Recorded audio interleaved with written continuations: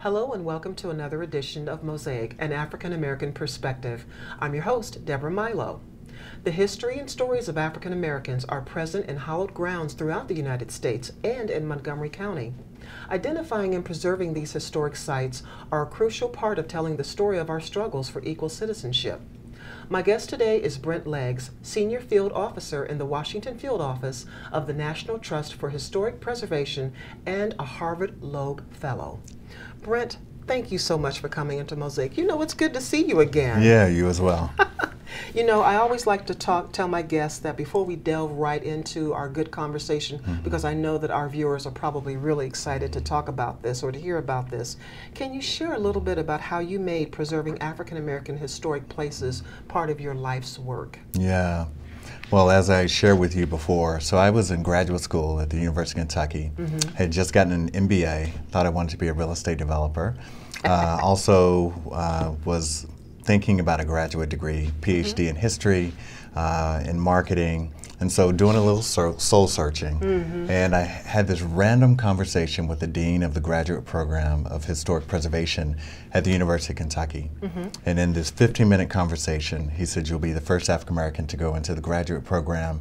You can make a lot of money with your interest in real estate development using historic tax credits." True. And I took a chance and went into this 2-year graduate program, and they had me to conduct the statewide inventory of historic Rosenwald schools in Kentucky.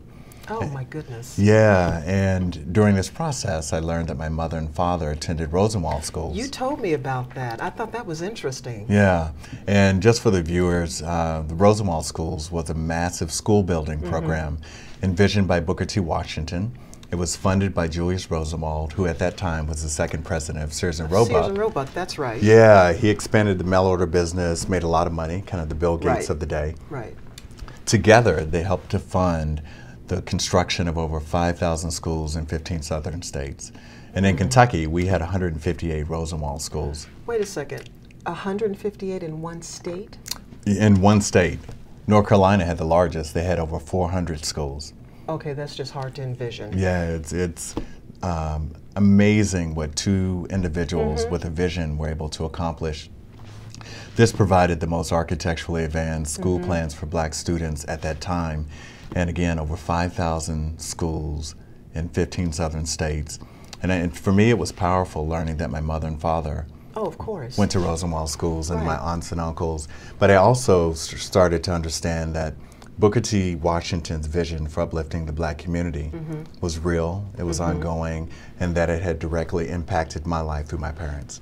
See, that's the kind of stories that we want to tell our children and grandchildren. You know, that's amazing. So let's talk a little bit about the process of how important African American historical sites are identified and designated as historic. What's the process? So individuals and communities will identify a historic building, and the most important thing is to assess the condition of that building. Okay. Many times we learn about a threatened building in the 11th hour. It's generally structurally failing. I've seen buildings many times just being held up by a tree, literally. Oh, no. So they need to put together a preservation plan. Sometimes we call a conditions assessment report. They also need to build a coalition of individuals that can help them to secure resources to preserve these historic places. So it's for newcomers that are to the field, they want to document the historic building, so it's understanding the story, why the place is important. And there's always a story. There's always a story. And the story can be locally significant, it can be nationally significant, but there are really 3 parts. So it's the documentation, so it's the story piece. It's assessing the physical fabric and making sure that the building can be preserved. And then the other is really putting together the people resources and building an organization, whether that's nonprofit or for-profit, to be able to implement the vision for reusing these historic places. Wow, that is a process to say the least.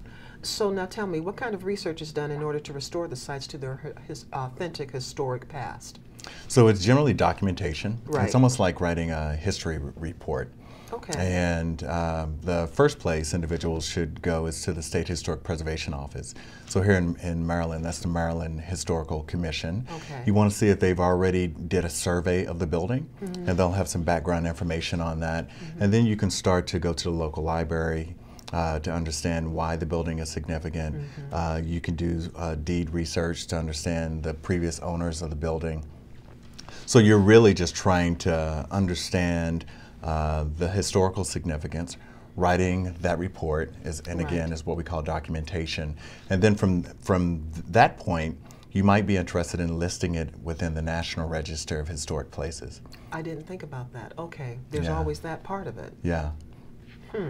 So what kind of work is involved in restoring the actual site? Because I can only imagine once you have to have that plan, the restoration project must be just absolutely enormous. It is, and sometimes this can be the hurdle for people that are new to the preservation.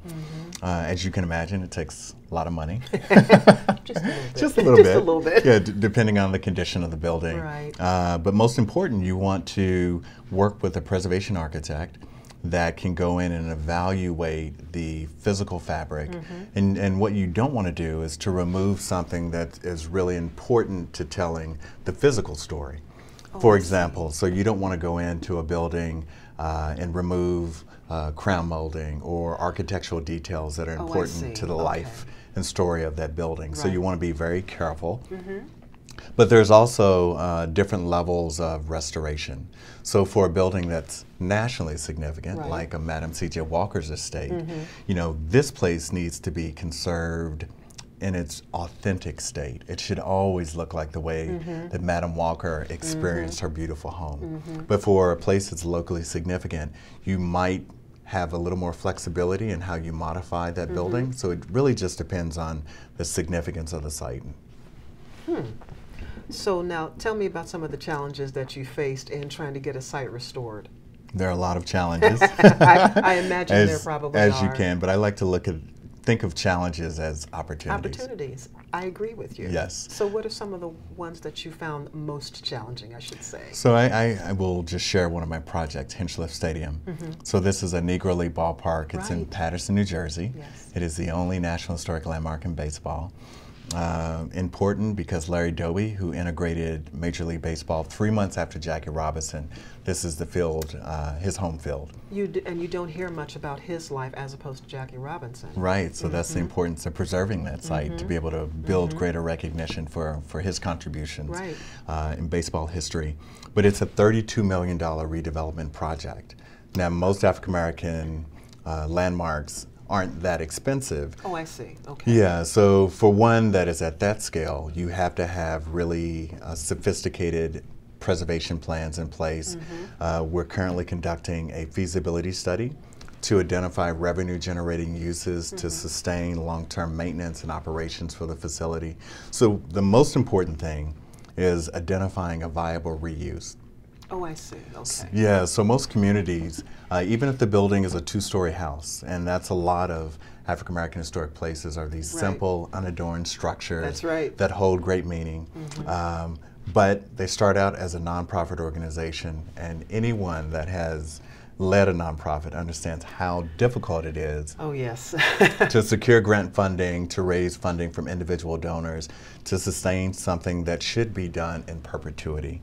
So I am trying to get preservationists to really think in a for-profit mindset and to develop business plans for preserving these important landmarks and to make that as important as the preservation planning. So what are the different types of sites that are preserved? I know that we talked about Madam C.J. Walker's Villa Lewaro. Yes. I saw the photos of that, and I have to tell you, I was just mesmerized. It's so beautiful, isn't it? It is exquisite, and this is a black woman that lived like that. Right. You know, what are some of the different types that are preserved to date? For example, A.G. Gaston Motel, that's in Birmingham, Alabama. Right. Yeah, so this is one of our National Treasure projects, and it's a hotel. But That's it's but it's where Dr. King had his war room with Reverend Shuttlesworth, who led Project C, Reverend Abernathy, and this was at the epicenter of the civil rights protest marches in 1963. It is one block down the street from 16th Street Baptist Church, that's as right. we all know, where the 4 young ladies lost their lives. And so we have historic churches, we have historic homes, we have motels, we have baseball parks, sports venues. A plethora of places. I mean, you name it, the kind of the variation of architectural types is broad, and they're all important. As someone who has a passion for anthropology and archaeology, I have to ask this question. Do you ever have to have anthropologists and archaeologists on to consult with before, as you go into these sites? Very much so. So we always want to build a transdisciplinary team of scholars, of archaeologists, of real estate developers, of folks from the business community, of academics. Of course. Yeah, so that they can do the quality research to be able to document the site. So you want to really draw from a broad range of expertise to be able to do the projects right. And then thinking about one of our National Treasure projects. So in Richmond, Virginia, there is Shakobano. And this was the second largest slaveholding site in the United States. Currently, it's nothing more than an archaeological site, but there's a group of advocates that have organized, including the National Trust, that are working to reimagine how can you use this vacant landscape to as a place of healing and reconciliation. Oh, absolutely. Yeah. Yeah. Have you ever done any work, just out of curiosity, with Colonial Williamsburg? I have not. You have not? Not directly. Okay. I gave a talk there last year, but yeah, that's pretty much. Did you have a chance to see the actual, I believe they had some slave quarters that they were able to unearth, and I believe a slave cemetery. I have to go back and look at my files, but I remember reading something about that. It was very prolific for that to happen when they discovered that the archaeologists on site made that discovery. Yeah. So it was interesting. Well, I haven't seen that, but Colonial Williamsburg, I think, has done some really great work. They have. Yeah, and I'm really pleased to see that they are focused and committed to interpreting the Black story. Absolutely, because that's what it's all about Yeah. at the end of the day. Now, let me ask you, does your work include cemeteries? I have a fascination of cemeteries because cemeteries at one time were declared national park areas. And so I have an interest in how that whole process works as well. Have you actually worked with cemeteries? You know, I haven't directly, but I have a colleague, Monica Rose, who loves African American cemeteries. Oh, it's yes. kind of her passion. And as of late, a lot of African American cemeteries have been threatened. They have been, and we're actually Yeah. going to come back at the second part of the show, and we're going to talk about that because I'm interested in that too. For those of you who've just tuned in, you're watching Mosaic, an African American Perspective. I'm Deborah Milo, and we're talking with Brent Leggs from the National Trust for Historic Preservation. After a short break, we'll be back to talk more about historic conservation.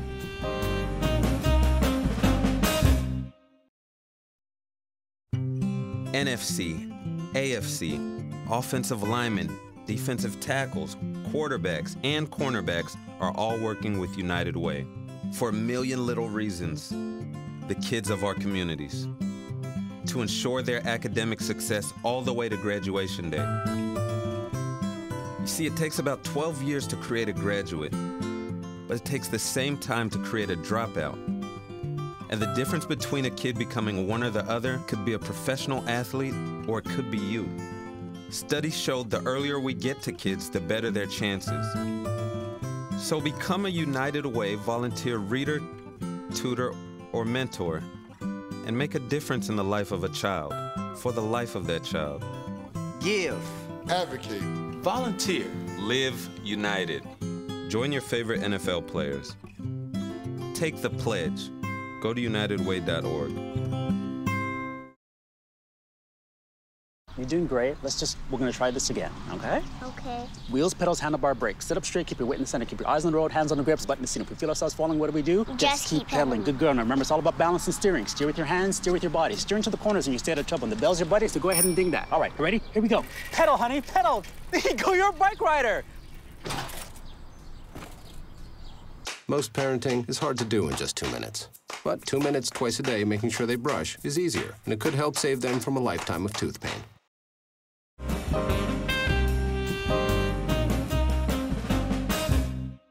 Welcome back to Mosaic, an African American Perspective.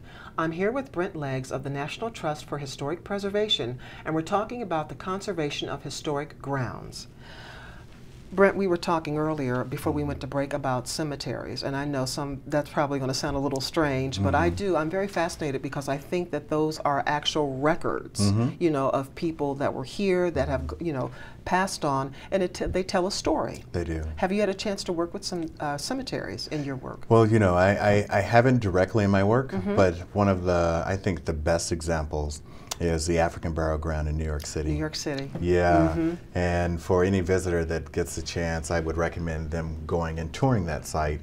It's owned by the National Park Service. It is, yes. What I think is beautiful about this is it's unique because there's not a formal cemetery left. It's a cultural landscape that was threatened by development in New York City. Advocates rallied to protect this site, and they've been able to use art as a way to commemorate this important landscape. But a lot of preservationists have an appreciation, like you do, of African American cemeteries, and I think that they're just beautiful, reflective landscapes that allows us to, just kind of sit in these kind of park-like spaces and think about our contributions to American history. I remember reading in Crisis magazine, that's when I first read about that, and that's what I was talking about earlier. There were actual bones that were discovered somewhere in Brooklyn, again, and they were able to take those and to be able to make it a larger part of that whole process. But you know, I must tell you that in the Crisis magazine article at the time, it talked about how they had actually put everything on the barge to float it back down into the direction of West Africa to commemorate that. And I believe I still have that because it spoke to me. It really, really did. The voices of the ancestors of the past really did speak to me in a very tangible way about what happened there and why this went on and how it went on. So it's wonderful to be able to see that there's the appreciation for that. Yeah. You know, it was really, really wonderful. So let me ask you, of all the sites you've worked on, which is the most impressive? And I think you're going to say... You probably know. Dr. Walker. That's Madam C.J. Walker. Madam C.J. Walker, yes. Yeah. You showed me pictures of that, and I was just aghast. Yeah. I had never seen anything as magnificent.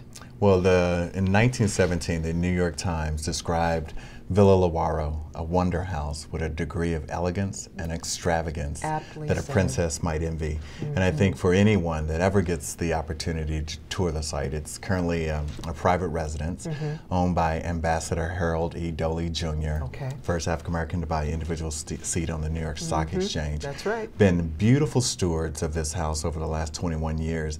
But for me, Madam Walker being America's first self-made female millionaire, she was committed to uplifting the Black community and was intentional about building a monument that was dedicated to her life, but it was really meant to inspire her race to reach its highest potential. That's right. And there are so few intentional monuments in Black history, and there are so few that are both architecturally significant and historically significant.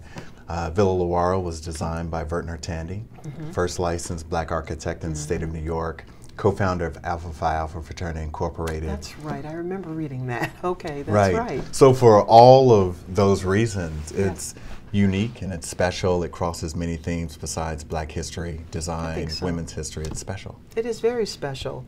So what site, and you may be already answering the question, what site has been the most involved, such as costs? What's been the most expensive site to bring back to life, so to speak, in your experience? Well, of course, Hinchliffe Stadium is it's a heavy lift.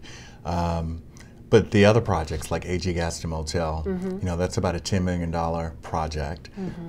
Thankfully, Mayor Bell, mayor of the city of Birmingham, and the city's committed $10 million for its restoration. Oh, that's wonderful. Yeah, there are champions like Mayor Bell, Congresswoman Terry Sewell that are really advocating for the preservation and protection of these important cultural resources. Thinking about places like Founders Library. Founders Library. So that is the iconic library at Howard University. That's right. This is a multi-million-dollar project, and they want to reimagine how to use a traditional library space for contemporary use, and for it to continue to be at the epicenter of academic life at the university. But it's going to take significant resources to be able to make that happen. And the National Trust is supporting them with federal and being able to use federal historic tax credits as well as new market tax credits to underwrite the cost of restoration. Oh, that's interesting. Okay. Yeah. So how can citizens become involved in preservation initiatives? You know, you mentioned earlier, and it sounded to me that everything starts at the ground level, no pun intended. Right. You know, everything starts at the ground level. So when citizens want to become involved, and like you said, they find a project or someplace that they want to go through, would you mind kind of quickly going back through that process again? Yeah.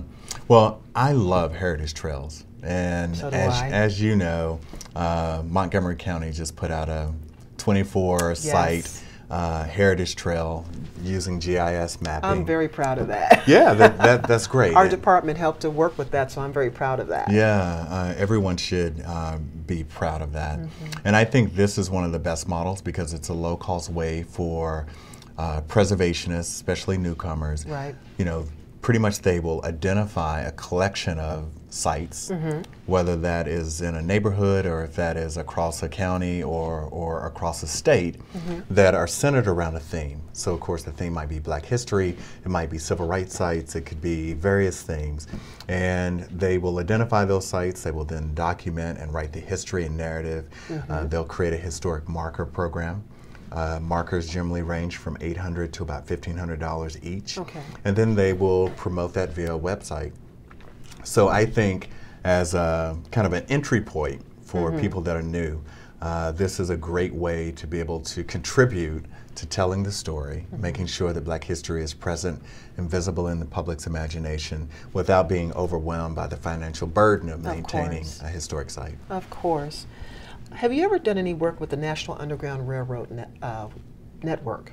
Yes. Have you? I want you to talk a little bit about that. Yeah, so when I was in Boston, started my career in Boston with the National Trust. Right. So I started working with the Massachusetts Underground Railroad Network to Freedom. And this program is housed at the National Park Service, and they do a beautiful job of documenting and identifying sites that are important to the Underground Railroad story. And the National Trust played a very small role in helping to designate the Harriet Tubman National Monument Site, both in Maryland and in New York. And that designation just was approved last year. And in particular, her home that's in New York, in Auburn, New York, the home of the aged. We provided construction grants to support the preservation of that site, provided technical assistance to help build the capacity of the nonprofit organization there.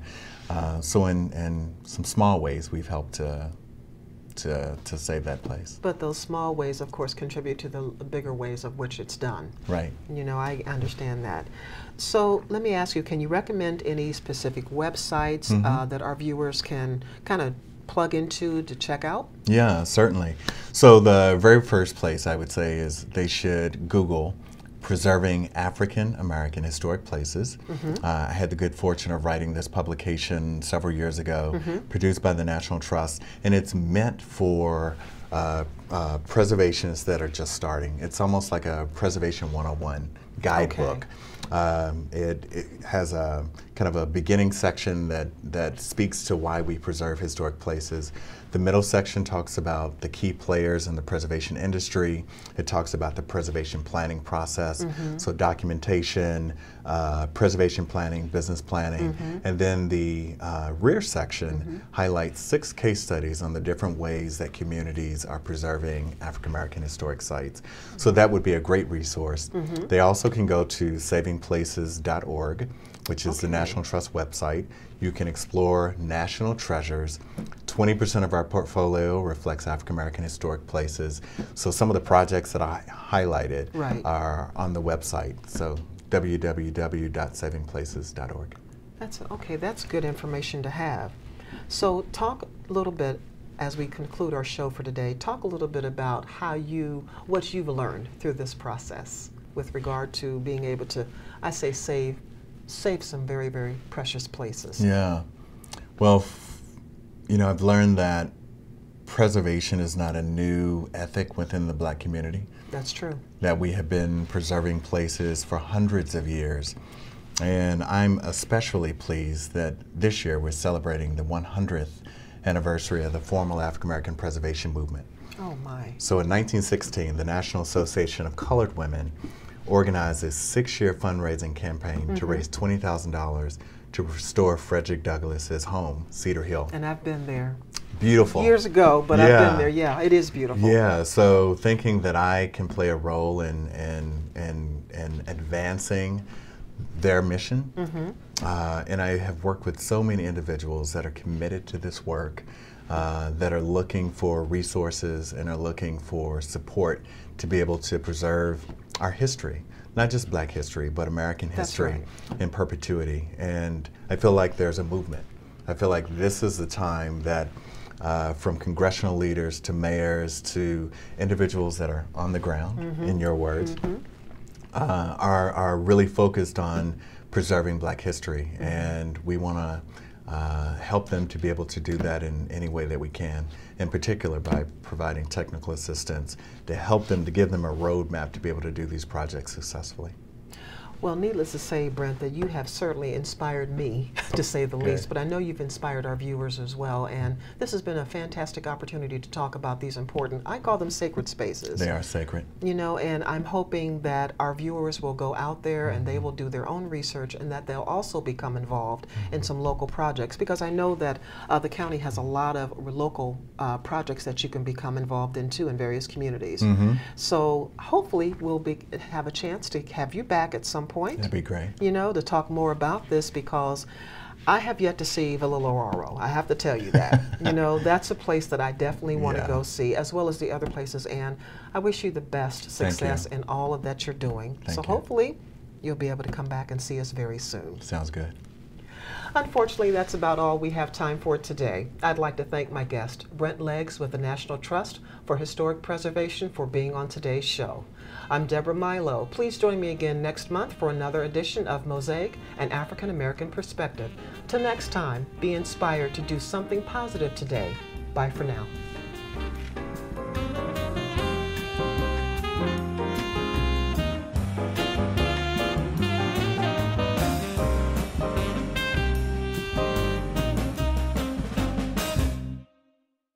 The Montgomery County Historical Society's mission is to collect, interpret, and promote the history, heritage, and culture of Montgomery County, Maryland. Founded in 1944, the MCHS supports 2 museums, a research library, and education and outreach programs. These include tours, events, a speakers bureau, and a genealogical club, among others. More than 1,000 members and hundreds of dedicated volunteers keep it running. And the professional staff is there to help you with historical research or throw a party. The MCHS is open Wednesday through Sunday, noon to 4 p.m. Group tours are available, as well as self-guided tours during operating hours. Check out the website for more information. The Montgomery County Historical Society. Your history, our history.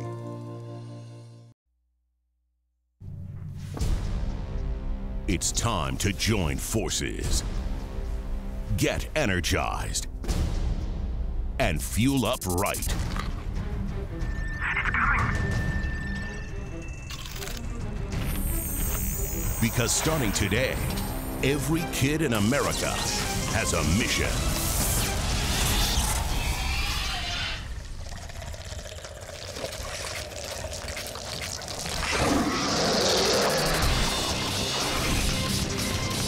Bring out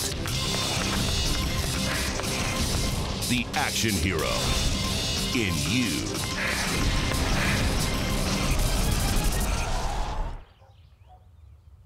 Be part of the greatest action movie ever. The first movie that puts you in the action. Show us how you train and eat like an action hero. Join in at actionheroalliance.com.